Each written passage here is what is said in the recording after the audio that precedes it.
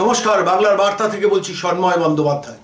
সাম্প্রতিককালে বিশ্বভারতীতে যে তাণ্ডব চলেছে তারই বিরুদ্ধে সমাজের সর্বস্তরের মানুষ কিন্তু প্রতিবাদে নেমেছেন, ধীরে সুস্থে নেমেছেন। অনেকেই আড়াল থেকে প্রতিবাদ করছেন, অনেকেই ভয় পাচ্ছেন, কেন এই রাজ্যের মুখ্যমন্ত্রী, এ রাজ্যের শাসক দল এবং ওই বীরভূম জেলার যে মণ্ডল বাহিনী তারা যে তাণ্ডবটা চালিয়েছেন বিশ্বভারতীতে, পে লোডার নিয়ে গিয়ে বিশ্বভারতীর পুরনো দিনের স্থাপত্য কীর্তি পর্যন্ত ভেঙেছেন। গ্রাম থেকে শয়ে শয়ে ক্যাডার লেলিয়ে দিয়েছেন বিশ্বভারতীতে তাণ্ডব চালানোর জন্য। কয়েক কোটি টাকার সম্পত্তি সেখানে নষ্ট হয়েছে। তারই প্রেক্ষিতে বিশ্বভারতী নিয়ে আসল ঘটনাটা আমরা জানতে চেয়েছিলাম বিশ্বভারতীর মাননীয় উপাচার্য বিদ্যুৎ চক্রবর্তীর কাছে। অধ্যাপক বিদ্যুৎ চক্রবর্তী মন খুলে কিছু কথা বলেছেন বাংলার বার্তায়, শুনুন সেটা।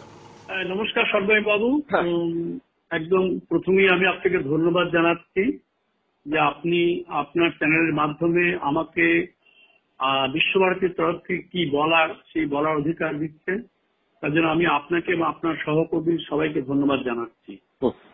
আর যারা যারা বিশ্বভারতীর সম্মানের নামে সবচেয়ে বড় অসম্মান করলো 17ই আগস্ট, যে ধুন্ধুমার কাণ্ডটা ঘটলো, যেভাবে তেল অর্ডার দিয়ে আমাদের ঐতিহাসিক গেট ভাঙা হলো এবং 3 ঘন্টা যে তাণ্ডব নৃত্য হলো, এগুলোকে আমি তীব্র ভাষায় নিন্দা করছি। এই নিন্দা করে আমি শুরু করব আমার বক্তব্য। আমি যেটা বলবো সেটা হচ্ছে, ধরুন আজকের যে ঘটনাগুলো ঘটছে এই ঘটনাগুলো কিন্তু আমি সবচেয়ে অবাক হচ্ছি। গুরুদেব 100 বছর আগেও এই কথা ভেবেছিলেন। আমার মনে হয় উনি আজকের দিনটা দেখতে পেয়েছিলেন, বা হয়তো সেই সময় এমন কিছু উনি দেখেছিলেন তার ভিত্তিতে উনি কিছু বক্তব্য রেখেছেন। সেই বক্তব্য দিয়ে আমি আমার বক্তব্য শুরু করব। প্রথম বক্তব্য, আপনারা সবাই জানেন 1895 সালে গুরুদেব একটি ছোট্ট পুস্তিকা রচনা করেন, তার নাম হচ্ছে চারিত্র পূজা। আপনারা হয়তো জানেন যে গুরুদেব 3 জন বিদ্যাসাগর, একজন হচ্ছে রামমোহন রায়, একজন হচ্ছে ওনার পিতা মহর্ষি দেবেন্দ্রনাথ ঠাকুর। এই বিদ্যাসাগর প্রসঙ্গে যে বক্তব্যটা আছে সেই বক্তব্যটা কিন্তু আজকের দিনে ভীষণভাবে প্রাসঙ্গিক। এটা লেখা হচ্ছে কিন্তু 1895 সালে, অর্থাৎ 100 বছরেরও আগে। আমি সেই বক্তব্য দিয়ে শুরু করছি। যারা চারিত্র পূজা বইটা দেখেছেন তারা 40 পাতায় এই বক্তব্যটা পাবেন, যেটা আমি করবো এখন। আমি রবীন্দ্রনাথের কথায় বলছি, আমরা আরম্ভ করি শেষ করি না, আড়ম্বর করি কাজ করি না, যাহা অনুষ্ঠান করি তাহা বিশ্বাস করি না, যাহা বিশ্বাস করি তাহা পালন করি না, ভরি পরিমাণ বাক্য রচনা করিতে পারি, তিল পরিমাণ আত্মত্যাগ করিতে পারি না। আমরা অহংকার দেখাইয়া পরিতৃপ্ত থাকি, যোগ্যতা লাভের চেষ্টা করি না। আমরা সকল কাজেই পরের প্রত্যাশা করি, অথচ পরের ত্রুটি লইয়া আকাশ বিদীর্ণ করিয়া থাকি। পরের অনুকরণে আমাদের গর্ব, পরের অনুগ্রহে আমাদের সম্মান, পরের চক্ষে ধুলি নিক্ষেপ করা আমাদের পলিটিক্স, এবং নিজের বাকচাতুর্যে নিজের প্রতি ভক্তি বিহ্বল হইয়া ওঠাই আমাদের জীবনের প্রধান উদ্দেশ্য। এই দুর্বল, ক্ষুদ্র, হৃদয়হীন, কর্মহীন, দাম্ভিক, তার্কিক জাতির ভবিষ্যৎ কি? এই প্রশ্নটা উনি তুলেছেন 1895 সালে। তারপরে উনি লিখছেন, একটা কবিতা লিখছেন, যেখানে এই যে বিশ্বভারতী সম্বন্ধে যে কুৎসা রটানো হচ্ছে এবং বিশেষত উপাচার্য এবং তার প্রশাসন সম্বন্ধে, সেই ব্যাপারেও কিন্তু গুরুদেব আমাদেরকে ভাষা দিয়ে গেছেন। আমি কবিতাটা পাঠ করছি। যারা গুরুদেবের লেখা সম্বন্ধে ওয়াকিবহাল তারা জানেন এই কবিতাটা, সেই কবিতাটা পাঠ করছি আমি। নিন্দুকেরে বাসি আমি সবার চেয়ে ভালো, যুগ জনমের বন্ধু আমার আধার ঘরের আলো। সবাই মোরে ছাড়তে পারে, বন্ধু যারা আছে, নিন্দুক সে ছায়ার মতো থাকবে পাছে পাছে। বিশ্বজনে নিঃস্ব করে পবিত্রতা আনে, সাধক জনে নিস্তারিতে তার মতো কে জানে। বিনামূল্যে ময়লা ধুয়ে করে পরিষ্কার, বিশ্ব মাঝে এমন দয়াল মিলবে কোথা। নিন্দুকে সে বেঁচে থাকুক বিশ্বহিতের তরে, আমার আশা পূর্ণ হবে তাহার কৃপা ভরে। এটা রবীন্দ্রনাথ ঠাকুর লিখছেন। এবং এটার আরো বিস্তারিত বিবরণ দিচ্ছেন ও একটা লেখায়, সেখানে তিনি বলছেন, আমি আবার রবীন্দ্রনাথকে কোট করছি, বস্তুত নিন্দা না থাকিলে পৃথিবীতে জীবনে গৌরব কি থাকিত? একটা ভালো কাজে হাত দিলাম, তাহার নিন্দা কেহ করে না, সে ভালো কাজের দাম কি? একটা ভালো কিছু লিখিলাম, তাহার নিন্দুক কেহ নাই, ভালো গ্রন্থের পক্ষে এমন মর্মান্তিক অনাদর কি হইতে পারে? জীবনকে ধর্মচর্চায় উৎসর্গ করিলাম, যদি কোনো লোক তাহার মধ্যে দৃঢ় মন্দ অভিপ্রায় না দেখিল, তবে সাধুতা যে নিতান্তই সহজ হইয়া পড়িল। এটা কিন্তু গুরুদেবের বক্তব্য নিন্দা সম্বন্ধে। এবং এর থেকে আরো পরিষ্কার কথা উনি বলেছেন 1937 সালে সজনীকান্ত দাস, যিনি রবীন্দ্র অনুরাগী ছিলেন, তিনি একটা বই লেখেন, তার সেই বইটার নাম হচ্ছে কর্মী রবীন্দ্রনাথ। আমি সেই কর্মী রবীন্দ্রনাথের 29 নম্বর পাতা থেকে কিছুটা পাঠ করছি, পাঠ করলেই বুঝতে পারবেন। আমাদের যুদ্ধ বাইরের কোন শত্রুর সঙ্গে নয়, রবীন্দ্রনাথ বলছেন, পরস্পর নিজের সঙ্গে। পরকে উপলক্ষ করে ব্যক্তিগত স্বার্থ বজায় রাখার জন্য এরা অবিরত শান দিচ্ছে ছুরিতে। সেই ছুরিও কোনো ধাতুর তৈরি নয়, উৎসাহ এবং কাদা দিয়ে তৈরি তার অস্ত্র। বড়কে, বৃহৎকে, নমস্যকে মানব না, পরস্পরের কাঁধে চড়ে তার উপর কাদা ছুড়ব, এই মনোবৃত্তি থেকে কোনো কল্যাণ আসতে পারে না। এটা বলছেন রবীন্দ্রনাথ। তিনি সজনীকান্ত দাসের সঙ্গে একটা সাক্ষাৎকার দিচ্ছেন 1937 সালে। এই সাক্ষাৎকারটা কর্মী রবীন্দ্রনাথ বইতে উল্লিখিত আছে, সেখানে উনি বলছেন।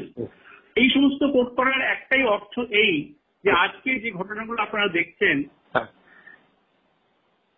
মিডিয়ার মাধ্যমে, এটা কিন্তু নতুন কিছু নয়। আমার ধারণা গুরুদেব যখন ছিলেন বিশ্বভারতীতে, তখন বোধহয় এই ধরনের অনেক কিছু ঘটনা দেখেছিলেন, বা আজকের দিন এই ধরনের ঘটনা ঘটতে পারে সে আশঙ্কা করে এই ধরনের লেখা লিখছেন ধরুন 100 বছর আগে 1937 সালে।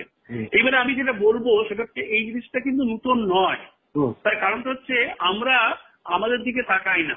এটা প্রকাশ করার জন্য আমি গালিবের একটা ছোট্ট শের আপনাদের শোনাতে চাই। उम्र भर गालिब ए गुनाह करता रहा, उम्र भर गालिब ए गुनाह करता रहा, धूल चेहरा पे था आयना साफ करता रहा, धूल चेहरा पे था आयना साफ करता रहा। অর্থাৎ আমরা কিন্তু নিজের দিকে তাকাই না, আমরা পরের দোষ দেখে সন্তুষ্ট হই। যেটা গুরুদেব তার বক্তব্যে বলছেন চারিত্র প্রজেক্টে, যে পরের নিন্দা করেই আমরা খুশি হয়ে যাই, পরের উপরে নির্ভর করে আমরা কাজ করতে চাই, আমরা নিজেরা কোনো দায়িত্ব নেব না। বিশ্বভারতীর ক্ষেত্রে আমি যে যোগদান করেছি 2018 সালের নভেম্বর মাসে, তারপর থেকে আমি দেখছি অনেক দুর্নীতি আছে। এবং আমার ধারণা যে কোনো উপাচার্য আসলে, সেটা আমার জায়গায় যদি XYZ যে কেউ আসতেন, তাকেও কিন্তু এই ধরনের সমালোচনার সম্মুখীন হতে হতো। তার কারণ দুর্নীতি দূর করতে গেলেই কিছু স্বার্থান্বেষী লোকের স্বার্থ ক্ষুণ্ণ হবে, এবং সেই স্বার্থ ক্ষুণ্ণ করতে গেলেই আপনাকে সবল খেতেই হবে। এইটা হচ্ছে আমার সমস্যা। তো এটা ঠিক, আমি যা করবো ঠিক করেছি, আমি তা করবই, এবং সেখানে যত বাধাবিঘ্ন আসুক না কেন, কারণ আমরা জানি যে বিশ্বভারতীর কল্যাণ সবাই চান। আপনারাও যেমন আপনাদের মিডিয়ার মাধ্যমে প্রচার করছেন, এবং বহু লোক আমার কাছে এসেছে, তারা কিন্তু আমাকে সবাইকে প্রশংসা করছে, কিন্তু সামনে আসতে পারছে না। এখন একটা ভয়ের বাতাবরণ এই রাজ্যে সৃষ্টি হয়েছে, এই জেলায় সৃষ্টি হয়েছে, যার ফলে অনেক লোক কিন্তু যারা চাইছেন যে আমি যেটা করছি সেটা ঠিক করছি, যারা চাইছেন আমাকে সামনে এসে সমর্থন করতে, কিন্তু যেহেতু ভয়ের বাতাবরণ আছে সেই জন্য তারা আসছেন না। এবারে ধরুন যেটা আপনি বলেন যে কেন করছি, আমার একটাই উদ্দেশ্য, যে এই বিশ্বভারতীকে যতটা সম্ভব স্বচ্ছ প্রশাসন দেওয়া, বিশ্বভারতীতে কর্ম সংস্কৃতি ফিরিয়ে নিয়ে আসা। বিশ্বভারতীতে আমি যখন যোগদান করলাম তখন 47টা অডিট অবজেকশন ছিল।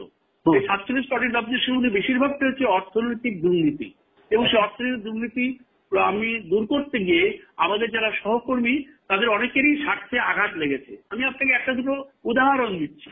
যেমন ধরুন, যে ধরনের গ্রেড পে পাওয়ার কথা তার থেকে অনেক বেশি গ্রেড পে দেওয়া হচ্ছিল। আমাকে ইউনিভার্সিটি গ্রাহক কমিশন থেকে বলা হলো এই গ্রেড পে বন্ধ করো এবং রিকভার করাবো। আমার 3 দিন বাদে, আমি জয়েন করার 3 দিন বাদে, অর্থাৎ আমি 9 তারিখে জয়েন করেছি, 12ই নভেম্বর 2018 সালে এই চিঠিটা পাই। আমি তখন ইউনিভার্সিটির যিনি কর্মকর্তা অধ্যাপক DCC, তার সঙ্গে কথা বলে আমি বলি যে রিকভার করাটা খুব মুশকিল, তখন রিকভার যদি করতে না পারো অন্তত এক্সট্রা পেটা বন্ধ করো। আমি বন্ধ করেছিলাম। আর এক্সট্রা পে বন্ধ না করতাম আমাকে এরকম ধমকি দেওয়া হলো এনএইচআরডি থেকে যে আমরা স্যালারি বন্ধ করে দেবো। সেই অর্থে 120 জনকে আমরা সুযোগ দেবো না আমাদের 1200 লোক এবং 450 মাস্টারমশাই স্যালারি বন্ধ করবো।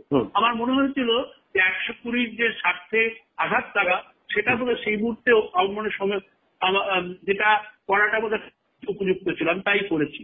এছাড়া ধরুন আমরা যে কাজগুলো করেছি, যেমন ধরুন আমরা ত্রাণ দিয়েছি। এই যে অতিমারির সময়ে আমরা প্রায় 3 মাস নিজেদের পয়সা রোজগার করে প্রায় 17 লক্ষ টাকা রোজগার করে আমরা গ্রামে গ্রামে, যে গ্রামে সত্যি লোকজনের খুব দুস্থ অবস্থায় তাদেরকে আমরা ত্রাণ দিয়েছি। এবং এছাড়াও আমরা রাজেশ ওরাং যে মারা গেল তাকে আমরা বেশ কিছু পয়সা দিয়েছি এবং তার বোনকে আমরা বিশ্বভারতীতে শিক্ষার ব্যবস্থা করার একটা অঙ্গীকার দিয়েছি। এছাড়া পুলওয়ামা হওয়ার সময় আমরা আমাদের একদিনে মাইনে দিয়েছি। আমফানের সময় আমরা একদিনে মাইনে দিয়েছি। তাতে আমাদের কিছু সহকর্মী আপত্তি বলেছিলেন এই পয়সা দেওয়া মানে আপনি এই পয়সার যে ভাবে ব্যবহার করা দরকার সেভাবে ব্যবহৃত হবে না, এতে অনেক কিছু সমস্যা হতে পারে, এতে বিশেষ কিছু গোষ্ঠী তাদের সমৃদ্ধি লাভ করবে।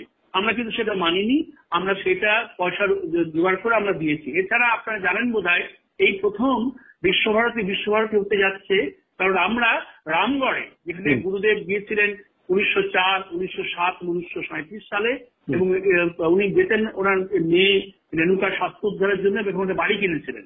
এই বাড়ির চারপাশে 10 একর জায়গাও আছে। সেটা আমরা রামগড়ে একটা ক্যাম্পাস তৈরি করছি, যে ক্যাম্পাসের জন্য প্রধানমন্ত্রী দপ্তর থেকে আমাদের অর্থনৈতিক সাহায্যের আশা দেওয়া হয়েছে এবং উত্তরাখণ্ড সরকার আমাদেরকে জমি দেবেন সেরকম ভরসা দিয়েছেন। এছাড়া আপনি জানেন বোধহয় এই বীরভূম দপ্তরের বিশ্বভারতীতে সে ধরনের কোনো সুপার স্পেশালিটি হাসপাতাল নেই এবং এর ফলে আমাদের অনেক বহু ছাত্রী বিনা চিকিৎসায়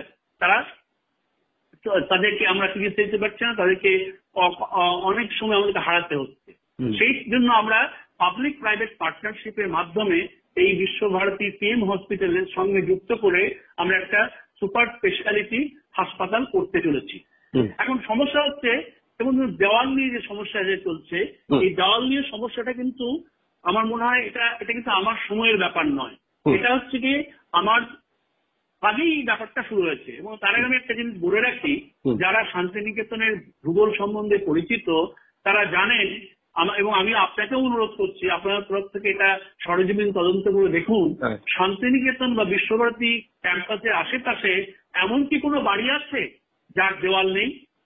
এবং আমি আপনাদের বলছি, আমাদের এখানে 2টো পুলিশ স্টেশন আছে, সেই পুলিশ স্টেশনে কিন্তু দেওয়াল দিয়ে সংরক্ষিত করা হয়েছে। এবং সবচেয়ে দুঃখের কথা, অমলান দত্ত মশাই যখন ভাইস চ্যান্সেলর ছিলেন, আজকে যিনি দেওয়ালের বিরুদ্ধে একটা খুব বড় সোচ্চার হয়েছেন, তিনিও কিন্তু সেই এক্সিকিউটিভ কাউন্সিলের মেম্বার ছিলেন এবং তিনিও কিন্তু দেওয়াল দেওয়ার পক্ষে সই করেছিলেন, আমি কাগজে দেখেছি। দেওয়াল দেওয়ার জন্য যে বিশ্বভারতী কোনো অন্যায় করছে ঠিক নয়, কারণ বিশ্বভারতীর জায়গা যা ছিল আগে সেটা কিন্তু বহু জায়গা কবজা হয়ে গেছে। আজকে যারা আশ্রমিকরা বলছেন, এবং আমি আপনাদের মেপে দেখাতে পারি যে অনেক জায়গা যেটা বিশ্বভারতীর জায়গা সেটা কবজা হয়ে গেছে। যেমন ধরুন আমাদের কয়েকদিন আগে আমাদের তান হস্টেল সামনে একটা জায়গা ছিল, এই জায়গাটা কবজা করার জন্য একটা শিবলিঙ্গ প্রতিষ্ঠা করা হলো। আমরা লোকাল লোককে বললাম যে ভাই এটা আমাদের জায়গা, তোমরা ছেড়ে দাও, এবং কংক্রিটের স্ট্রাকচারও শুরু হয়ে গেল। আমরা যখন ভাঙতে গেলাম তখন ওখানকার লোকাল স্থানীয় মহিলারা সেই কংক্রিটের স্ট্রাকচার জড়িয়ে ধরলেন, আমাদের ভাঙতে দিলেন না।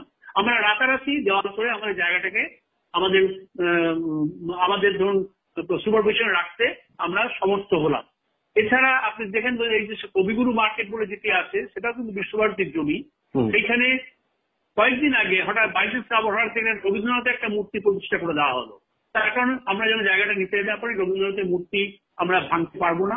এখানে অন্যায়টা হচ্ছে কোথায় বলুন তো, যে রবীন্দ্রনাথের জায়গা বিশ্বভারতীতে কিন্তু আপনি কোনো স্ট্যাচু বা কোনো মূর্তি করতে পারেন না, কিন্তু এখানে মূর্তি করা হলো, আমরা কিছু বলতে পারবো না, কারণ বললেই কিন্তু রাজনৈতিক চাপ আসবে এবং রাজনৈতিক যারা ধরুন নেতৃস্থানীয় তারা আমাদের উপর চাপ দেবেন, তারা আমাদের সম্বন্ধে কুৎসা রটাবেন, সেই জন্য আমরা এটা করতে পারছি না। দেওয়াল দেওয়ার মূল উদ্দেশ্য কিন্তু আমাদের একটাই, যে বিশ্বভারতীর জায়গা কবজা থেকে উদ্ধার করা। আমরা যেমন ধরুন এই যেটা নিয়ে সমস্যা হচ্ছে, পৌষ মেলা মাঠ নিয়ে। পৌষ মেলা মাঠ নিয়ে অনেক আমার নিজের ব্যক্তিগত অভিজ্ঞতা, এবং আপনি লোকাল পুলিশকেও জিজ্ঞেস করেন, তারাও বলবেন যে আগে পৌষ মেলার মাঠটা উন্মুক্ত থাকতো এবং কোনো টাইম লিমিট ছিল না। তো তারপরে পুলিশ মহল থেকে আমাদের কাছে অনুরোধ করা হয় যে স্যার এই মাঠটা 8টার মধ্যে বন্ধ করে দিন, তার কারণ তারপর অনেক অসামাজিক কাজকর্ম হয়। আপনি অজান্তে কোনোদিন আসুন এখানে, এসে সন্ধ্যেবেলাতে আপনি 7টার পরে পৌষ মেলা মাঠে ঘুরুন, যদি আপনি অসামাজিক কাজকর্ম দেখতে না পান তাহলে কিন্তু আমি আপনারা যা বলুন আমি তাই মানতে রাজি আছি। কারণ অসামাজিক কাজকর্ম কিনা হয়, এবং যে ধরনের অসামাজিক কাজকর্ম হয় তার সঙ্গে আশ্রমের যে আমাদের জীবনযাত্রা সেটা সম্পূর্ণভাবে পরিপন্থী। আমরা সেটা বন্ধ করার চেষ্টা করছি। এখন 2 নম্বর বক্তব্য হচ্ছে যে দেওয়াল দেওয়ার কথা। দেওয়াল কিন্তু আমরা দিচ্ছি না, এটা একটা ভুল বক্তব্য, ভুল বার্তা সমাজে যাচ্ছে। আমরা দিচ্ছি ফেন্সটার সাইজ হবে 4 ফুট আর 3 ফুট দিচ্ছি আমরা গ্রিল দেওয়ার পর ট্রিপার দিয়ে আমরা রাখবো, যাতে নান্দনিক ব্যাপারটা, শান্তিনিকেতনের যে নান্দনিক সৌন্দর্য তার সঙ্গে যেন কোনোভাবেই পরিপন্থী না হয়। এবং এই বক্তব্য, এই ব্যাপারটা কিন্তু আমাদের গ্রিন ট্রাইব্যুনালের ইনস্ট্রাকশন, এবং আমাদের এখানে বহু হাই লেভেল কমিটি হয়েছে যারা বারবার বলছেন শান্তিনিকেতনের জায়গা কবজা হচ্ছে, সেই জায়গা কবজাগুলো তোমরা উদ্ধার করো। এই যে মেলা মাঠের যে আপনি ফেন্সের কথা বলছেন, সেখানে আমরা কিন্তু কখনোই বলিনি যে মানুষ আসতে পারবে না, বাচ্চারা খেলতে পারবে না। ওই মেলা মাঠে যেখানে ফেন্সিং হচ্ছে সেখানে আমরা 7টা গেট দেবো। 7টা গেটের মধ্যে 2টো গেট বড় 22 ফুট করে, তাতে বাস ট্রাক আসতে পারে, আর 5টা গেট থাকবে 12 ফুট করে। এবং আমরা যেটা ঠিক করেছিলাম, যেমন পুরনো মেলা মাঠ যেখানে মেলা হতো ঠিক মন্দিরের উল্টো দিকে যে মেলা মাঠ, সেই মেলা মাঠে এখনো কিন্তু কোনো রেস্ট্রিকশন নেই। লোকে সকালবেলায় হাঁটতে যান, আমরা মেলা মাঠ খুলে দিই, এবং বিকেল বেলায় হাঁটতে যান, মেলা মাঠ খুলে দিই। এখানেও সেরকম কিছু নিয়ম আমরা প্রবর্তনের কথা ভাবছিলাম। তার আগেই যাই হোক, যে ধরনের ধুমধুমা কাণ্ড হলো, সেই জন্য আমাদের এই মুহূর্তে কিন্তু আমাদের ভাবনা চিন্তা করতে হবে যে কি করা যায়। আচ্ছা, রতনপল্লীর সম্বন্ধে আপনি দেখেছেন অনেক আশ্রম অভিযোগ করেছেন যে তাদের বাড়ির সামনে দেওয়াল দেওয়া হয়েছে। এই দেওয়াল দেওয়ার পিছনে কারণটা কি? এই দেওয়ালটা কিন্তু আমি দিইনি। এই দেওয়াল দেওয়ার যে পরম্পরা সেটা শুরু হয়েছে কিন্তু অধ্যাপক সুজিত বসুর সময়ে, আর প্ল্যানিং হয়েছে অধ্যাপক অমলান দত্তর সময়। সুজিত বসু অনেক জায়গায় দেওয়াল দিয়েছেন, এবং যার জন্য সুজিত বসুর একটা নাম হয়ে গিয়েছিল, ওনাকে বলা হতো দেওয়াল কাকু। এবং সেই তারপরে যে পরম্পরা, রজতবাবু যখন আসেন ভাইস চ্যান্সেলর, উনিও কিন্তু দেওয়াল দেন 45 কোয়ার্টারের সামনে, এবং তারই কিন্তু পরম্পরা চলছে। এই যে রতনপুরীতে যে দেওয়াল হচ্ছে সেটা কিন্তু আমার কোনো সিদ্ধান্ত নয়, এটা সিদ্ধান্ত 2017 সালে সিপিডাব্লিউডিকে পয়সা তখনই দেওয়া হয়েছিল। সিপিডাব্লিউ কাজটা শুরু করেছেন খুব রিসেন্টলি। এবং এখানে দেওয়াল দেওয়ার অর্থটা, কারণটা কি, এই কারণটা আপনার জানা দরকার, এবং আমি আপনার মাধ্যমে আমাদের যারা শুনছেন তাদের সবাইকে আমি বলতে চাই, এই দেওয়ার অর্থ হচ্ছে একটাই, যে দেওয়ালের রতনপুরীর দেওয়ালের একদম শেষ প্রান্তে একটা রেস্টুরেন্ট আছে, তার নাম হচ্ছে কাঁচাহারা। এই কাঁচাহারা রেস্টুরেন্টের ঠিক উল্টো দিকে 5 মিটারের মধ্যে আমাদের মেয়েদের গার্লস হোস্টেল আছে, যার নাম হচ্ছে প্রতিমা হোস্টেল। এবং কাঁচাহারা যেতে যে রাস্তাটা, তার পাশে সঙ্গীত ভবন, এবং সঙ্গীত ভবনের প্রতিমা হোস্টেল থেকে আমাদের কাছে বহু অভিযোগ এসছে যে কাঁচাহারা রেস্টুরেন্টে অনেক রাত্রির মধ্যে খোলা থাকে, এখানে বাইরের লোকজন প্রচুর আসে, যারা বাইক চালিয়ে আসে, এবং আমাদের সঙ্গীত ভবনের ছেলে মেয়েদের স্পেশালি টিটকারি করে, এবং প্রতিমা হোস্টেলে আমাদের মেয়েরা যেখানে থাকেন সেখানে তাদের পরীক্ষার সময় বিব্রত করে, তাদের পড়াশোনা বিস্তারিত হয়। ওদের তারা আমাদের বলেছিলেন যে স্যার কাঁচাহারার জন্য একটা আলাদা রাস্তা করে দিন। আমরা কাঁচাহারা বন্ধ করার পক্ষপাতী নই, কারণ তাতে কাঁচাহারা যারা বাড়ি তাদের সংসার চলে, কারো সংসার বন্ধ করে বিশ্বভারতী উন্নতি করবে এটা আমি কখনোই চাই না। আমার মধ্যে সেই মানবিকতা বোধ আছে, তাই আমি চেয়েছি কাঁচাহারার জন্য একটা অন্য রাস্তা করা হোক, আর বিশ্বভারতীর সঙ্গীত ভবনের প্রতিমা আসার জন্য একটা রাস্তা করা হোক। আমরা সেই মতোই দেওয়াল দিচ্ছি, এবং যাদের ব্যক্তিগত অসুবিধা তাদেরকে আমরা বলেছি যে আপনার যদি কোনো ব্যক্তিগত অসুবিধা আপনি জানান, কিভাবে আপনাদের সুবিধা দেওয়া যেতে পারে, তার জন্য বিশ্বভারতী সবসময় প্রস্তুত। এবং এর ফলে যেটা সুবিধা হচ্ছে, ধরুন যে অনেক কর্মচারীরা আগে যেটা ছিল, আমি যে অনেক দুর্নীতির কথাগুলো বলছি, আমি আপনাদের এক্সাম্পল দিতে পারি, নামও বলতে পারি, আপনি সামনে আসেন। একজন কর্মচারী তিনি অফিস যেতেন না, অথচ তিনি প্রতি মাসে মাইনে পেয়ে যেতেন। ওই আগের যারা উপাচার্য ছিলেন, আমাদের আগে ছিলেন অধ্যাপিকা সবুজ কলি সেন, তার আগে ছিলেন অধ্যাপক স্বপন দত্ত, তার আগে ছিলেন অধ্যাপক রজত কুমার রায়, কেউ তো প্রতিবাদ করেননি। আমি বন্ধ করেছি যে আপনি অফিসে যখন আসবেন না আপনার পক্ষে মাইনে নেওয়ার কোন নৈতিক অধিকার নেই। এইবারে তারপরে দেখুন যে মুহূর্তে এই ধুন্ধুমার ঘটনা ঘটলো সঙ্গে সঙ্গে কিন্তু আমার সিকিউরিটি উইথড্র করে নেওয়া হলো স্টেট গভর্নমেন্ট থেকে। আমি 4-5 দিন কিন্তু সিকিউরিটি ছাড়া ছিলাম, এবং শুধু তাই নয়, আমার স্ত্রী মাছ কিনতে গিয়েছিলেন বাজারে, তাকে অশ্রাব্য ভাষায় গালাগালি করে একজন বাইক রাইডার গালাগালি করে চলে গেল। আমি পুলিশকে কমপ্লেন করেছি যে আমাদের আজকে বেরোনো চিন্তা, আমার ছেলে মেয়ে বেরোতে পারে না, আমার স্ত্রী বেরোতে পারে না, আমি নাই সিকিউরিটি আছি কিন্তু আমার স্ত্রীর তো সিকিউরিটি নেই, যার জন্য আমি ওদেরকে বেরোতে বারণ করেছি। এরকম পরিস্থিতির মধ্যে মানে প্রতিকূল পরিস্থিতির মধ্যে যে আমাকে যেতে হচ্ছে, তো কারণটা কি? কারণ বীরভূম ডিস্ট্রিক্টে আপনি জানেন যেভাবে ঘটনা ঘটে, সেদিন 3 ঘন্টা দাপাদাপি চললো, 3 ঘন্টা তাণ্ডবনৃত্য চললো। আমরা 16 তারিখ রাত্রেবেলা পুলিশকে জানালাম 144 ধারা জারি করুন, কারণ 16 তারিখ রাত্রেই আমরা খবর পেয়েছিলাম এরকম একটা ঘটনা ঘটছে এবং প্রত্যেকটা গ্রাম পঞ্চায়েতকে খবর দেওয়া হচ্ছে তোমরা লোক নিয়ে এসো।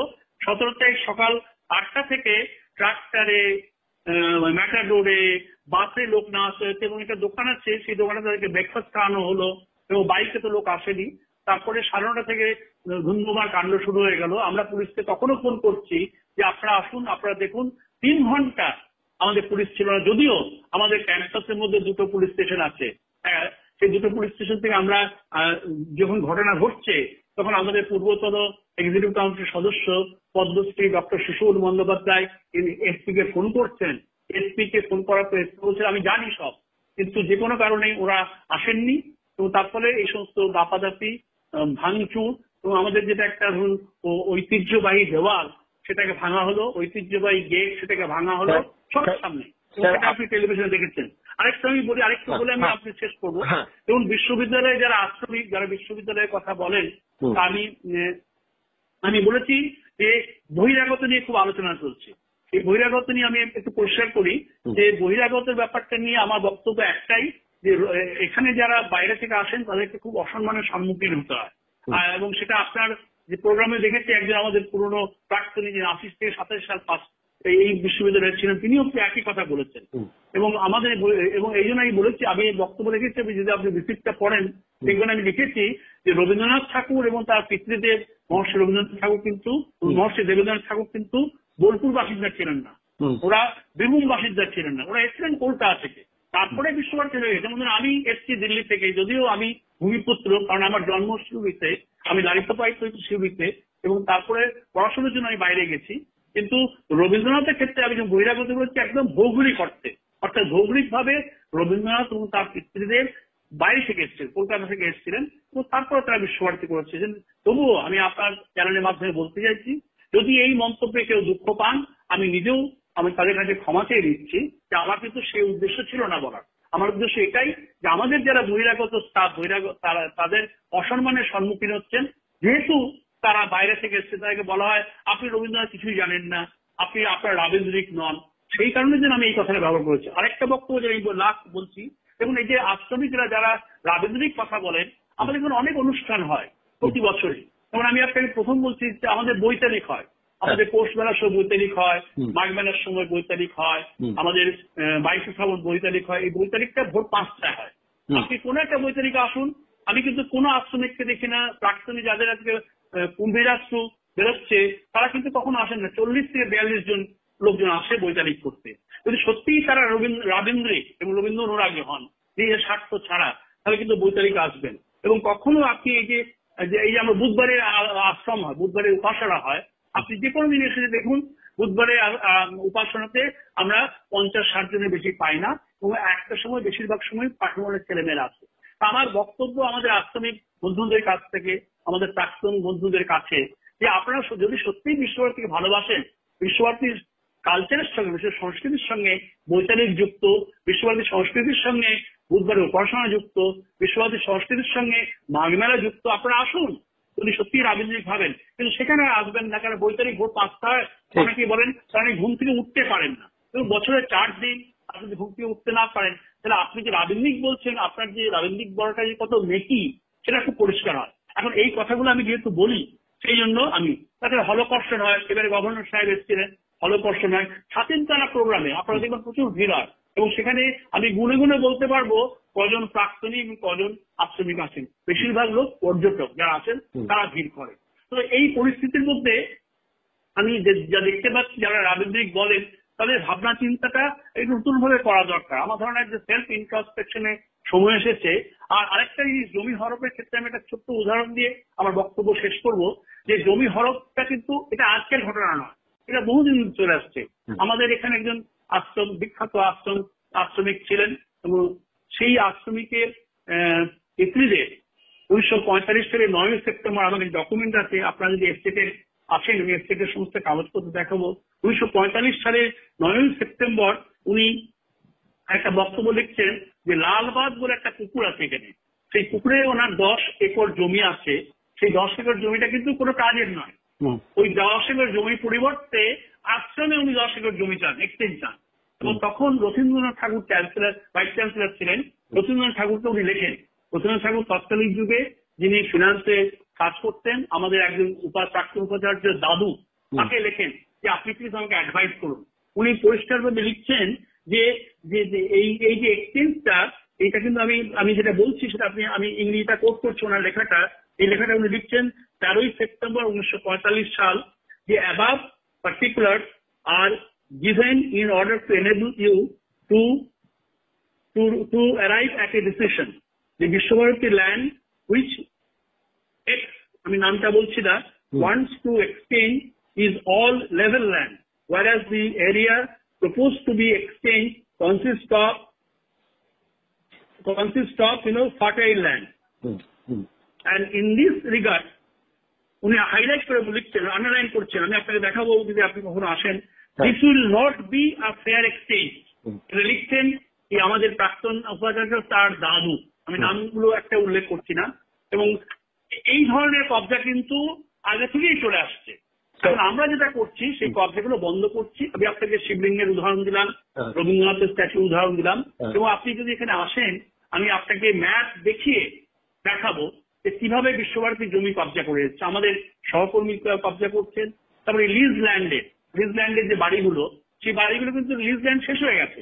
তো এখানে অনেক বাড়ি আছে যেখানে সমস্ত অসামাজিক কাজকর্ম হয়, সেই বাড়িগুলো কেয়ারটেকারের দায়িত্বে থাকে এবং তারা তাদের মতো করে ব্যবহার করে।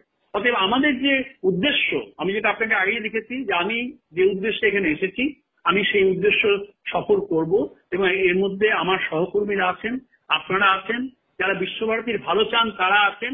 সেটাই আমার সবচেয়ে বড় বল। সেই বলের ভিত্তিতে আমি কিন্তু এগিয়ে যাব। এটা হচ্ছে আমার ভূমিকা। এবার আমি প্রশ্ন করব। আপনার কাছে আমার কিছু প্রশ্ন আছে। আপনি আমাদের অনেকের অনেক প্রশ্নের জবাব ইতিমধ্যেই দিয়ে দিয়েছেন আপনার বক্তব্যের মধ্য দিয়ে, তবু কিছু প্রশ্ন আছে। প্রথম কথা হচ্ছে যে মনের জোরটা আপনি বলছেন, আপনি লিখেছেন প্রেস বিজ্ঞপ্তিতে দেখলাম অগ্রসর হচ্ছি এবং হব। এই মনের জোরের উৎসটা কি, কিভাবে পাচ্ছেন, সিদ্ধাটা কিভাবে সোজা রাখছেন? আপনি এত বিরোধিতা সত্ত্বেও এখনো লিখছেন যে অগ্রসর হচ্ছি এবং হব, অর্থাৎ ওই ফেন্সিং করব। এই প্রত্যয়টার উৎস কি, কিভাবে পাচ্ছেন, এই মনের জোরটা পাচ্ছেন কিভাবে এত বিরোধিতার মধ্যে? দেখুন সর্দার বাবু, এখানে মনের জোরের উৎস হচ্ছে আপনারা এবং কিছু ভালো লোক আছে। ভগবান বুদ্ধকেও তো অপমান সহ্য করতে হয়েছে। বিদ্যাসাগর যখন বিধবা বিবাহ চালু করেন, আমি শুনেছি উনি বাড়ি থেকে যে বেরোতেন সব দরজা বন্ধ হয়ে যেত। রামমোহন রায় যখন সতীদাহ প্রথা রদ করেন, আর মা তার বিরুদ্ধে কেস করেছিলেন। এবং আরো একটা জিনিস বলি ছন্ময় বাবু, আমি বীরভূমের লোকেও আমি কিন্তু বিশ্বভারতী আসার সুযোগ আগে পাইনি। বিশ্বভারতীতে এসে আমি দেখছি আমি আমার রূপ খুঁজে পেয়েছি। আমি যে কাজগুলো করছি সেটা গুরুদেবের আশীর্বাদ আছে, এবং তাছাড়া আপনাদের এবং আমার মাস্টারমশাই, আমার যারা বন্ধু বান্ধব এবং যারা ধরুন দেশে বিদেশে যারা বুঝতে পারছেন যে বিশ্বভারতীকে বাঁচানো দরকার। বিশ্বভারতীকে আমি বলি সবসময় এটা এমন একটা হাঁস যে হাঁস সোনার ডিম দেয়, কারণ বিশ্বভারতীর উপর নির্ভর করে কিন্তু বোলপুরের অর্থনীতি। বিশ্বভারতীর উপর নির্ভর করে আমাদের সবার বাঁচা। সেই জন্য আমি সবসময় বলি এই হাঁসটাকে মারবেন না, এই হাঁসটাকে বাঁচান, এই হাঁসটাকে সুস্থ সবল স্বাস্থ্যবান করে তুলুন। সেই উদ্দেশ্যে, সেই প্রত্যেক উদ্দেশ্য থেকে আমি প্রত্যয় পাচ্ছি। কারণ আমি কিন্তু কোনো অন্যায় করিনি, জ্ঞানে তো কোনো অন্যায় হচ্ছে না, কিন্তু তা সত্ত্বেও যেহেতু স্বার্থের বিরুদ্ধে স্বার্থান্বেষী লোকের বিরুদ্ধে লড়ছি, এ ধরনের ছবল তো খাবেই, সবাই খেয়েছেন। আমি তো খুব ছোট্টখাট্ট মানুষ। এখানে একটা প্রশ্ন স্যার, সেটা হচ্ছে অপরাধী যারা এত বড় অপরাধ করলো, বিশ্বভারতীর সম্পদকে ধ্বংস করলো বা ধ্বংস করার কাজটাকে প্রশ্রয় দিল, সেই অপরাধীদের কি শাস্তি হবে? দেখুন সন্ময় বাবু, শাস্তি দেওয়ার অধিকার তো আমার নেই। আমরা যেটা করেছি সেটা হচ্ছে আমরা পুলিশকে জানিয়েছি, কিন্তু পুলিশ এবং তো তাই নয়, পুলিশ তো অপরাধীদের আশ্রয় প্রশ্রয় দিল, তাদের দাঁড়িয়ে থেকে বসে থেকে প্রোটেকশন দিল বীরভূম জেলা পুলিশ শ্যাম সিংহ। কি বলবেন? হ্যাঁ, সেদিন তো থানায় কিন্তু উপস্থিত ধরুন ছিলেন সকাল 7টা থেকে তিনি। হ্যাঁ, কিন্তু সন্ময় বাবু, আমি রাষ্ট্রবিজ্ঞানের ছাত্র। আমি মনে করি সিস্টেমটাকে শ্রদ্ধা করতে হবে। এই সিস্টেম শ্রদ্ধা করার জন্য আমাদের যা যা করা উচিত, অর্থাৎ পুলিশকে জানানো, এবং তারপরে আমার চ্যান্সেলর মাননীয় প্রধানমন্ত্রী, আমি সেখানেও জানিয়েছি, আমি হোম মিনিস্ট্রিতেও জানিয়েছি, আমি আমাদের মাননীয় মুখ্যমন্ত্রীকে জানিয়েছি, মাননীয় চিফ সেক্রেটারিকে জানিয়েছি, মাননীয় হোম সেক্রেটারিকে জানিয়েছি, মাননীয় ডিএম কে জানিয়েছি, এবং মাননীয় এসপি কে জানিয়েছি। কেন্দ্রীয় স্বরাষ্ট্র মন্ত্রক থেকে কি কোনো প্রতিশ্রুতি পেয়েছেন? হ্যাঁ, দেখুন এইগুলো আমি এই মুহূর্তে কিছু বলবো না, কারণ এগুলো প্রত্যেকটাই কিন্তু প্রসেসের মধ্যে হয়তো আছে। তবে আমি অনুরোধ করবো আপনাকে এই ধরনের প্রশ্নের উত্তর আমি এই মুহূর্তে দিতে পারি না। ঠিক আছে, যেটা অসুবিধা থাকবে নিশ্চয়ই দেবেন না। কিন্তু বাংলার মানুষ নয়, ভারতবর্ষে বা পৃথিবীর সমস্ত বাঙালি কিন্তু মানে এক বাক্যে অপরাধীদের দৃষ্টান্তমূলক শাস্তির জন্য প্রত্যাশা অপেক্ষা করছে। তার জন্য যদি আদালতেও যেতে হয়, সবাই সে কথা বলছেন বারবার। আপনার কাছে এই বার্তাটুকু দিয়ে রাখলাম। আরেকটি কথা, কিন্তু সন্ময় বাবু, আমি আরেকটি জিনিস বলি আপনাকে, এই যে আদালতের কথা বললেন বলে বলছি, আপনি জানেন 15ই আগস্ট যখন আমরা ফ্ল্যাগ হোয়েস্ট করছি অন্য বিনয় ভবনের মাঠে, যখন এখানে আমাদের কন্ট্রাক্টরকে বিভৎসভাবে মারধর করা হচ্ছে, তারপর সেই পরই সেই ব্যবসায়ী সমিতি কিছু লোকজন আমার বিরুদ্ধে কেস দিলেন 15 তারিখেই। আমি নাকি হাট ছিনতাই করেছি, 2200 টাকা, এবং আমার বিরুদ্ধে কেস দিলেন 392, যেটা কিন্তু খুব সিরিয়াস ধারা, ডাকাতির ধারা। এবং অথচ আমরা যখন এফআইআর করলাম, সিমেন্ট চুরি করলেন 500 বস্তা, ইট চুরি করলেন, আমাদের গ্যাস কাটার চুরি করে দিলেন, তাদের কিন্তু দেওয়া হচ্ছে 379 ধারা। এটা ছিটকে চোর। এখন পুলিশ যদি এরকম করে, কিছু করার তো নেই। বলুন, আমরা সেখানে আদালতে যাব, আমরা দেখছি কি করা যায়, আমরা আলোচনা করছি। আমরা স্যার, জাতীয় সম্পত্তি ধ্বংস, রাষ্ট্রীয় সম্পত্তি ধ্বংস করলে তার তো চরমতম শাস্তি হওয়া উচিত। অন্তত আমি তো আমাদের রাজ্য সরকারের ক্ষেত্রে রেখেছি, বিধানসভায় বিল আনা হয়েছে, সরকারি সম্পত্তি ধ্বংস করলে যারা ধ্বংস করবেন তাদের কাছ থেকে সে টাকা আদায় করা হবে। ফলে রাষ্ট্রীয় সম্পত্তি, আমার ধারণা দেখুন, আমি বিশ্বাস করি যে আমি যেটা আপনাকে বললাম, আমি রাষ্ট্রবিজ্ঞানের ছাত্র। আমি মনে করি আমাদের কনস্টিটিউশনাল স্ট্রাকচার খুব শক্ত। মাননীয় মুখ্যমন্ত্রী এই ব্যাপারে নিশ্চয়ই ওয়াকিবহাল, চিফ সেক্রেটারি এবং হোম সেক্রেটারি সবাই ওয়াকিবহাল, তারা নিশ্চয়ই কিছু ভাবছেন। যেখানে এখানে আমার জানানোর দরকার সেখানে জানিয়েছি। আমি অপেক্ষা করব যে ওরা কিছু সিদ্ধান্ত নেবেন। আমি আরেকটা জিনিস আপনাকে বলি, এই পৌষ মেলাতে আমরা যে ন্যাশনাল গ্রিন ট্রাইব্যুনাল ইনস্ট্রাকশন মেনে আমরা ভাঙতে গেলাম, এবং 29 তারিখে বিকেল 4টের সময় এক মহিলা আমাদের বিরুদ্ধে সেক্সুয়াল হ্যারাসমেন্ট চার্জ দিলেন। উনি অভিযোগ করলেন আমরা নাকি ওনার কাপড় টাপড় খুলে দিয়েছি সবার সামনে, এবং 12 জনকে উনি চার্জ করলেন। এই 12 জনের 2 জনকে পুলিশ একটা 21শে জুন রবিবার সারাদিন ধরে রেড করলো। এবং আমি যখন বললাম যে অ্যাটলিস্ট এক গ্লাস জল তো দিতে পারতেন, এক কাপ চা তো দিতে পারতেন, আমাকে একজন পদস্থ পুলিশ কর্মচারী বললেন ওরা তো আসামি। আমি বললাম আসামি তো যতক্ষণ পর্যন্ত প্রমাণিত নয় ততক্ষণ তো আসামি বলতে পারেন না। বলে না, ওরা আসামি। এখন গায়ের জন্য কেউ যদি কিছু বলে, এবং আমি এমন একটা জায়গায় আছি যেখানে ওনাদেরই সবকিছু চলে, সেখানে আমি দেখলাম চুপচাপ থেকে যাওয়াই ভালো। আমাদের অন্যান্য যে রাস্তাগুলো সেগুলো করছেন, যার জন্য সন্ময়বাবু আপনি প্রচার দিচ্ছেন, আপনি এ ব্যাপারে খুবই আমাদের সাহায্য করছেন। মানে সন্ময়বাবুর মতো বন্ধুও তো পেলাম না। স্যার, সাহায্য আপনাকে করা নয়, সাহায্য বিবেককে করা, চেতনাকে করা। আপনি বুদ্ধিজীবীদের একাংশের বুদ্ধিবিম্রম নিয়ে কিছু কথা বলবেন, যারা এই সময় দেখুন আমি এরা শব্দবন্ধ ব্যবহার করে পুরো বিষয়টা কি গুলিয়ে দেওয়ার চেষ্টা করলেন। না, দেখুন আমি একটা জিনিস বিশ্বাস করি সন্ময় বাবু, আমি খুব ভগবানকে বিশ্বাস করি, ভগবানকে মানি। আমি মনে করি যে অন্যায় যে করে, অন্যায় যে সহে, একই রকম অপরাধ। আমাদের বুদ্ধিজীবীরা নিশ্চয়ই কোনো ভেবেচিন্তে করছেন, সেখানে হয়তো স্বার্থ থাকতে পারে, সেখানে হয়তো ভয়ের বাতাবরণ থাকতে পারে, তো সেখানে তো তাদের বিবেক বলছে এটা এই ধরনের ভাঙাভাঙি, গেট ভাঙাভাঙি, বিশ্বভারতীতে জবরদস্তি করা, বিশ্বভারতীতে তাণ্ডবনৃত্য করা, এগুলো করা উচিত।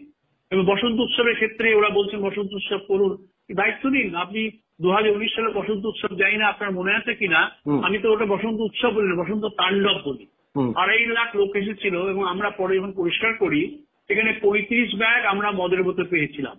তার মানে লোকে এখানে মদ খেতে আসেন, লোকে এখানে খাবার খেতে আসেন, এবং পরিস্থিতি এমন জায়গায় পৌঁছে গেছিল যে আমাদের মেয়েরা যারা নাচ করতে এসেছিল তাদেরকে আমরা গার্ড দিয়ে আমরা প্রতিমা হোস্টেলে নিয়ে যাই, এবং তার মধ্যেও কিন্তু তাদেরকে অনেকভাবে হ্যারাস করা হয়, তাদের গালে আবির দেওয়া হয়েছিল, কারণ পুলিশ ইনঅ্যাডিকুয়েট ছিল এবং আমাদের সিকিউরিটি স্ট্রেংথ নেই।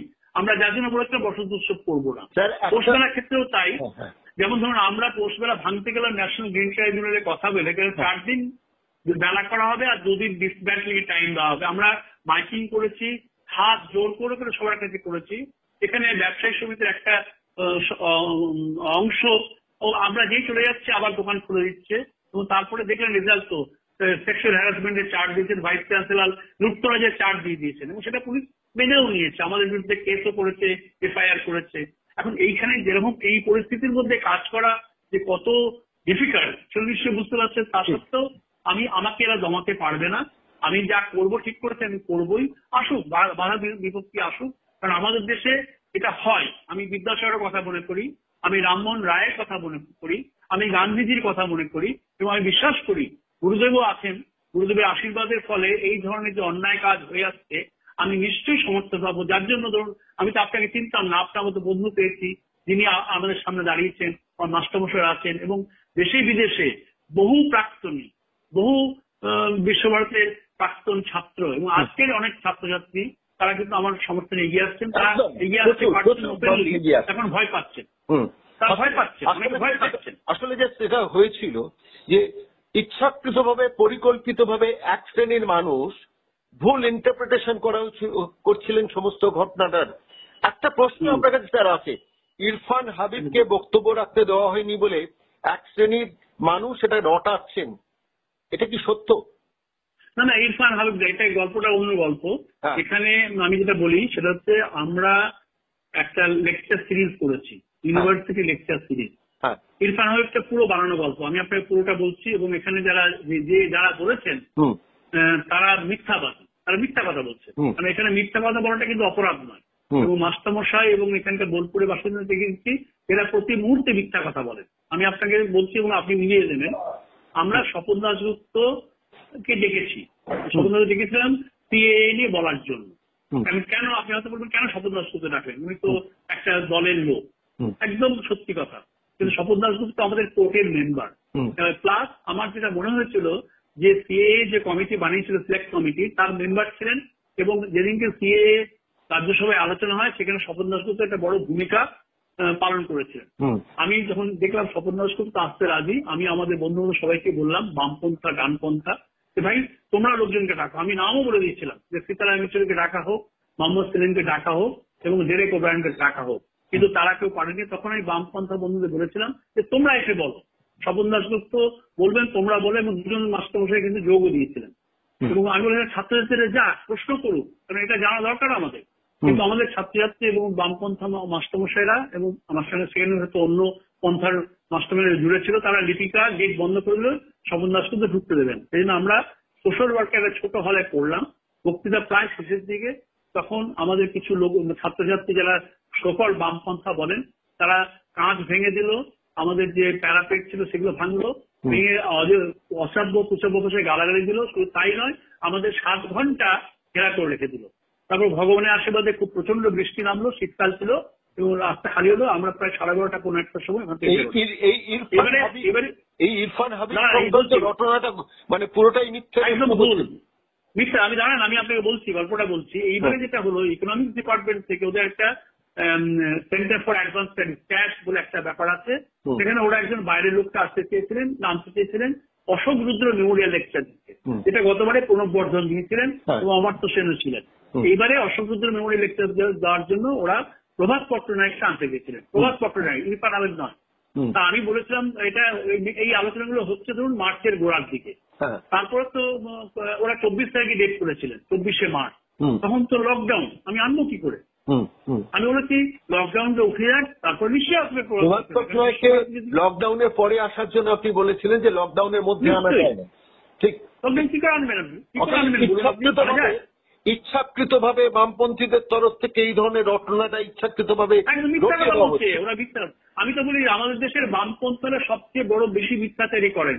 1942 থেকে ইতিহাস দিয়ে দেখেন, 1942 সাল থেকে আমাদের বামপন্থীরা পন্থরা মিথ্যাচারী করছে। 1942 সালে কিন্তু এরা ইংরেজদের সঙ্গে মিলেছিল। বিশ্বভারতীকে কেন্দ্র করে এই মিথ্যাচার তো কোনোভাবেই মেনে নেওয়া যায় না, যেটা হচ্ছে না মিথ্যাচার করে আমি তো ওপেনলি বলছি, আপনারা সবাইকে শোনান, ওরা মিথ্যাবাদী, মিথ্যা কথা বলছে।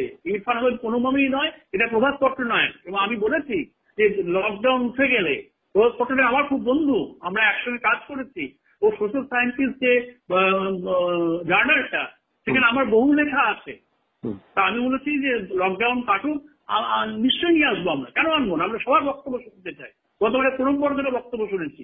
প্রণব বর্ধন নিশ্চয়ই বিশ্বভারতীর লোক নন, ওরাই ঠিক করেছিলেন অশোকদের মেমোরিয়াল এক্সচেঞ্জ। আমি সেটা প্রিজাইড করেছি, সেখানে অমর্ত্য সেনও এসেছিলেন। এরকম আমাদের এই ইউনিভার্সিটি লেকচার সিরিজ যেমন দিলীপ চক্রবর্তী আছে, সেখানে আমরা শুভ বাসুকে নিয়ে এসেছি, সুগত বোসকে নিয়ে এসেছি, এবং এই আগামী দুদিনে মেঘনাথ দেশাই বলছেন। তো এইরকম একটা আমি লেকচার সিরিজ আমরা সবাইকে আনতে চাই। মুক্তমনা বিশ্বভারতী আমি মনের প্রাণে বিশ্বাস করি। আমি মনে করি বিশ্বভারতী বাম ডান মধ্যমের জায়গা নয়। বিশ্বভারতী এখানে সবাই আসবে, সবাই আলোচনা করবে। শুভ বাসু বলে এক ভদ্রলোক, তিনি ম্যাকগিল ইউনিভার্সিটি পড়ান, তিনি এখানে বামপন্থা রাজনীতির একজন খুব অ্যাক্টিভ মেম্বার ছিলেন। তিনি আমি প্রিজাইড করলাম, সেই প্রিজাইডে মোদীর বিরুদ্ধে অনেক কিছু বলে গেলেন, আমার কোনো আপত্তি নেই। এইবারে আমাদের বৃক্ষরোপণের দিন আমরা চিফ গেস্ট করলাম অধ্যাপক দীপক আচার্য, যারা বামপন্থা রাজনীতি এই বিশ্বভারতীতে করেন, তারা জানেন বিশ্বভারতী বামপন্থী রাজনীতির একজন হোতা অধ্যাপক দীপক আচার্য। যদি আমার মধ্যে সেই ধরনের ভাবনা যদি থাকতো তাহলে আমি তাই করতাম। এবং এটাও বলে দিচ্ছি, আমরা কিন্তু কোনো ডানপন্থা, কোনো রাজনৈতিক দলের মতবাদ দিয়ে চলবো না। আমি আপনাকে ছোট্ট একটা উদাহরণ দিচ্ছি। কয়েকদিন আগে আমি আমাদের যে কমিউনিটি সেন্টার শ্রীনিকেতনে, সেখানে আমি নাটক দেখতে গেছি, বিসর্জন নাটক থেকে ফিরতে দেখে একটা প্যান্ডেল কোথা হচ্ছে। আমি কিছু কিসের প্যান্ডেল বললো, স্যার মতুয়াদের প্রোগ্রাম। মতুয়াদের প্রোগ্রাম আমার পারমিশন নেননি। পরের দিন প্রোগ্রাম, এখানে শান্তনু ঠাকুর আসবেন। আমি তখন ডাকলাম, বলে এটা আমি হতে দেবো না, কারণ আজকে যদি মতুয়াদের করি, কালকে একটা আসবে, পরশু ওয়াই আসবে, তাহলে আমাদের যে ইন্ডিপেন্ডেন্ট বিশ্বভারতী সেটা থাকলো কোথায়? আমি কিন্তু বন্ধ করেছিলাম, এটা সবাই জানে। আমি কিন্তু কোন রকম রাজনৈতিক দলের সঙ্গে যুক্ত না। এটাও আমার রাস্তায় সঞ্জয় ভাবে আর কি বলিনি, আমার বাড়িতে আপনি যদি আসেন পূর্বিতায়, রাস্তায় দেখবেন লেখা আছে সঙ্গী ভাইস চ্যান্সেলর। দেখেছি, ওটা তো ইচ্ছাকৃতভাবে করা হচ্ছে, সেটা পরিষ্কার। রাজনীতি দলের আমি বিশ্বভারতী ছেড়ে দেবো। হ্যাঁ, ওটা ইচ্ছাকৃতভাবে করা হচ্ছে জানি। এক শ্রেণীর তথাকথিত প্রগতিশীল ছাত্রদের পক্ষ থেকে এটা করা হয়েছে আমি জানি। স্যার, একটা কথা শুধু আমি আপনাকে বলবো, কোথাও বোধহয় বিশ্বভারতীর তরফ থেকে জনসংযোগ বা প্রচারের অভাব হচ্ছে, যার জন্য এত কথা আপনি যেগুলো বললেন সেটা বহু মানুষ জানে না। আমাদের মনে হয়েছে যে দীর্ঘদিন ধরে চলা এন্ডলেস করাপশন বিশ্বভারতীর মধ্যে, সেই মৌচাকে বোধহয় আপনি ঢিলটা ছুঁড়েছেন। সেটাই কিন্তু উৎসস্থল, এটা কিন্তু এপিসেন্টার বলে আমাদের মনে হয়েছে। ঠিক কি ভুল আপনি বলবেন? আরেকটা কথা, যে বিশ্বভারতী প্রচুর দখল করা সম্পত্তি। অধ্যাপক রজতকান্ত রায় এক সময় বলেছিলেন যে 25% জমি আমি ছাড় দিয়ে 75% উদ্ধার করতে পেরেছিলাম। এই দখলদারীরা যারা দখলটা করে রয়েছেন, তাদের সমস্যা এখানে, এবং সেটাও একটা এপিসেন্টার। আরেকটা ব্যাপার আমি আপনাকে প্রশ্ন করবো একদম শেষ পর্বে এসে। রাজ্যের মুখ্যমন্ত্রী সরাসরি বলছেন, আমার গায়ে গুন্ডা তকমা লাগলে লাগুক, কিন্তু আমি এই অপরাধীদের পাশে থাকবো, অপরাধী আনকোট অপরাধীদের পাশে থাকবো যারা এই তাণ্ডবটা করলেন, সুরেনকরের স্থাপত্য ভাঙলেন। কি বলবেন এটা নিয়ে? দেখুন, আমি এ ব্যাপারে এটা তো মুখ্যমন্ত্রীর ব্যক্তিগত মতামত, ব্যক্তিগত মতামত হতে পারে না। তিনি আমারও মুখ্যমন্ত্রী, আপনারও মুখ্যমন্ত্রী, বিশ্বভারতীর সবার মুখ্যমন্ত্রী। তো তিনি যদি বলেন যে আমি অপরাধীদের সঙ্গে থাকবো, সেটা নিয়ে আপনার তো একটা দৃষ্টিভঙ্গি বেরিয়ে আসতে পারে, যদি আসে, যদি মনে হয়। সন্ময়বাবু দেখুন, এই ব্যাপারে আমি কিছু বলবো না, এই কারণে, কারণ আমি যাই বলবো মুখ্যমন্ত্রী বলবেন আপনি তো এটা কথা বলবেন, আপনি বায়াস। সেজন্য আমি এটা আপনার যারা শ্রোতা এবং যারা বিশ্বভারতী সত্যি হিতাকাঙ্ক্ষী, আমি তাদের উপর ছেড়ে দিলাম, তাদেরকে জাজ করতে দিন না। ঠিক, আমি সেইভাবে উত্তর, তাদেরকে জাজ করতে দিন। আমি সন্ময়বাবু, আমি আরেকটা জিনিস আমি বলতে চাইছি, দুটো জিনিস আমি বলবো, সেটা বলে আমি আমার বক্তব্য শেষ করবো। তারপরে আপনি যদি আমাকে সময় দেন আমি আরো কথা বলতে পারি। দেখুন, পৌষ মেলা এবং বসন্ত উৎসব নিয়ে আমাদের মধ্যে অনেক সংশয় দেখা দিয়েছে। পৌষ মেলা আমাদের যে ইসি রেজলিউশন, সেখানে আমরা এটাই বলেছিলাম, পৌষ মেলা আমরা করতে পারছি না, তার কারণ আমাদের জনবল নেই, আমাদের অর্থবল নেই। গতবারে প্রধানমন্ত্রী আমাদের সাহায্য করেছিলেন, যার জন্য করতে পেরেছি, এবং তার ফলে আমরা পেলাম কি, শ্রেয়স্থাহানি কেস পেলাম। এখন এই ধরনের ভীতি প্রদর্শন করে যদি আমাদেরকে পৌষ মেলা জোর করে করাতে হয়, সেজন্য আমরা করবো না। সেজন্য আমি অনুরোধ করছি সবাইকে যে পৌষ মেলা করবো না আমরা কখনোই বলিনি। আমরা পৌষ মেলা করবো যদি যথেষ্ট সাহায্য পাওয়া যায় কেন্দ্র সরকার বা অন্য কোনো কাজ থেকে, কারণ আমরা কিন্তু সেই ধরনের সামর্থ্য বিশ্ববিদ্যালয়ে নেই। এক নম্বর। বসন্ত উৎসবের ক্ষেত্রে আপনি জানেন বোধহয় যে গতবার আমরা একই সিদ্ধান্ত নিয়েছিলাম যে বসন্ত উৎসব করব, এবং ইতিহাস যদি দেখেন যে রবীন্দ্রনাথ ঠাকুর শুরু করেছিলেন তার ছেলে সমী ঠাকুরের জন্য বসন্ত উৎসব, বসন্ত বন্দনা, কিন্তু পরবর্তীকালে বসন্ত উৎসব মানে দোলের দিন হতে শুরু করলো। এবং যে ধরনের তাণ্ডব, বসন্ত তাণ্ডব হয়েছিল 2019 সালে, সেই জন্য আমরা খুব ভীত, এবং ভীত হবার জন্য আমরা রাজ্য সরকার আমরা বলেছিলাম করবো না। তখন রাজ্য সরকারের মাননীয় মন্ত্রী পার্থ চট্টোপাধ্যায় আমার সঙ্গে যোগাযোগ করে বলেন রাজ্য সরকার সব রকম সাহায্য করবে। সত্যি রাজ্য সরকার সব রকম সাহায্য করেছিল, এবং সেইভাবে হলে হয়তো বসন্ত উৎসব, বসন্ত তাণ্ডব হতো না। কিন্তু যে কোনো কারণেই আমাদের এই মহামারী তখন শুরু হয়ে গেছে, এবং ইউজিসি থেকে আমাদের চিঠি পাঠানো হয়েছে যে এই মহামারীর মধ্যে মাস গ্যাদারিং করো না, সেজন্য আমাদের একটা বন্ধ করতে হলো। এবং আমি নিজেও দুঃখ পেয়েছি যে বসন্ত উৎসবটা আমাদের এটা একটা সিগনেচার ইভেন্ট, এবং আমাদের ছেলেমেয়েদের জন্য লুকিয়ে থাকে, বহুদিন ধরে তারা রিহার্সাল করে, সবকিছু পণ্ডশ্রম হয়ে গেল। সেজন্য আমরা কিন্তু বসন্ত উৎসব করবো। বসন্ত উৎসব দোলের দিন নয়, বসন্ত উৎসব করবো আমরা যেমন ভাবে রবীন্দ্রনাথ পালন করতেন সেভাবে।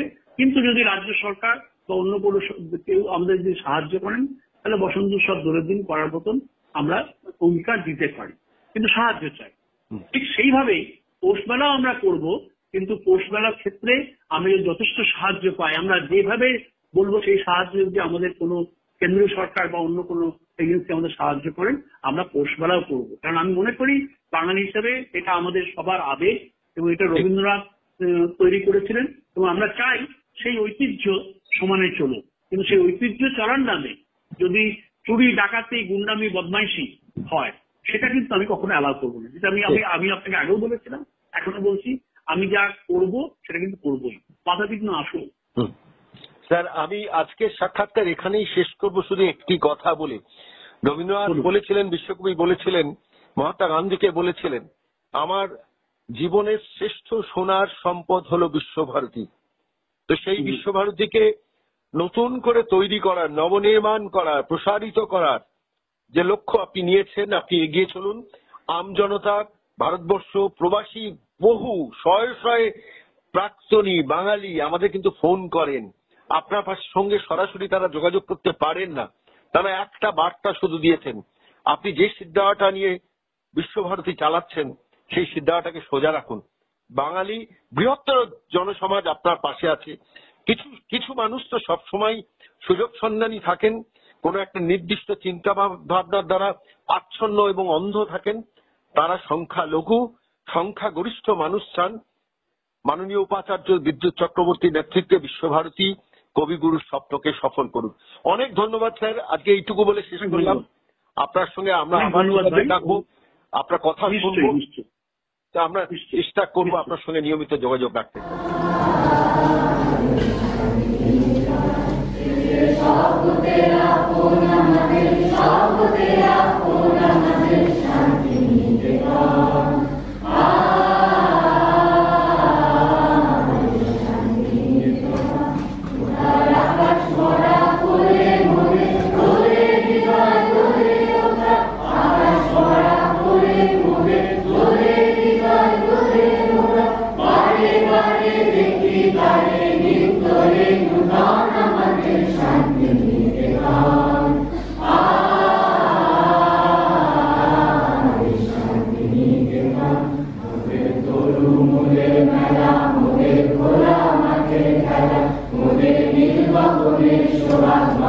সকাল সন্ধ্যা বেলা, তরু মুদের